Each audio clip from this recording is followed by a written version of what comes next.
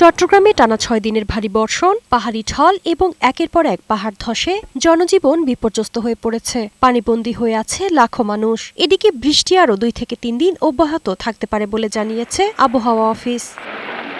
গাজীপুরে টানা বৃষ্টিতে টঙ্গী ভোগড়া বাইপাস, কালিয়াকৈর সহ জেলার বিভিন্ন এলাকার সড়ক ও মহাসড়কের একাধিক অংশ পানিতে তলিয়ে গেছে। এতে যান চলাচলে বিঘ্ন ঘটছে, চরম দুর্ভোগে পড়েছেন সাধারণ মানুষ। ভারী বর্ষণে খুলনা নগর জুড়ে সৃষ্টি হয়েছে জলাবদ্ধতা। নেত্রকোনায় বিভিন্ন নদ নদীর পানি সমতলে দেখা গেছে মিশ্র প্রবণতা।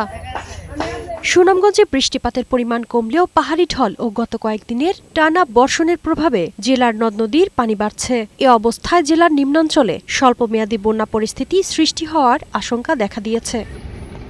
টানা বৃষ্টিপাত আর উজান থেকে নেমে আসা পানিতে লালমনিরহাটে তিস্তা নদীর পানি বৃদ্ধি পেয়েছে। ২ দিনের বৃষ্টিতে বেনাপোল বন্দরের কয়েকটি শেডে সৃষ্টি হয়েছে জলাবদ্ধতার। শারমিন রিমি, বৈশাখী সংবাদ।